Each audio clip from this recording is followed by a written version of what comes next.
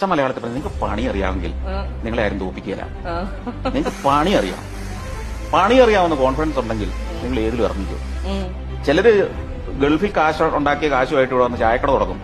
പൊട്ടിപ്പോകുന്നത് എന്തുകൊണ്ടാണ്? ആ പണി അറിയില്ല, അതിന്റെ മർമ്മം അറിയില്ല. എന്നാൽ തൊട്ടപ്പുറം വേറൊരുത്തനും അതേപോലെ ചായക്കട നടത്തി. അവനറിയാം ഇത് ലാഭം ഉണ്ടാക്കേണ്ടത് എങ്ങനെയാണെന്ന്, എങ്ങനെയാണ് കസ്റ്റമറെ കയറ്റേണ്ടതെന്ന്, എങ്ങനെയാണ് കസ്റ്റമർ സംതൃപ്തരാണോ എന്ന് അറിയുന്നതെന്ന്, എങ്ങനെയാണ് പണിക്കാരെ മാനേജ് ചെയ്യേണ്ടതെന്ന്, ഏറ്റവും മിനിമം സ്റ്റാഫിനെ വെച്ച് എങ്ങനെ കൂടുതൽ പ്രൊഡക്ടിവിറ്റി ഉണ്ടാക്കാമെന്ന് അവനറിയാം. അതല്ലാതെ അപ്പൊ ഇവൻ വിജയിച്ച് കണ്ടിട്ട് വേറൊരുത്തം വന്ന് തുടങ്ങുന്നതല്ല. പല ഇൻഡസ്ട്രികളും വരുന്നത് വേറൊരുത്തന്റെ ഗ്ലാമർ കണ്ടിട്ട് വന്നിറങ്ങിയിട്ട് പൊട്ടിപ്പോകുന്നത് നമ്മൾ കാണുന്നത്. ഇതിനകത്ത് കിടന്ന് വേർത്ത് ക്യാമറാമാന്റെ ജോലി മുതല് പ്രൊഡക്ഷൻ മാനേജറുടെ ജോലി മുതല് ചായ കൊടുക്കുന്നതിന്റെ ജോലി വരെ ചെയ്താൽ ഞാൻ ഈ സഞ്ചാരം ഉണ്ടായിട്ടുണ്ട്.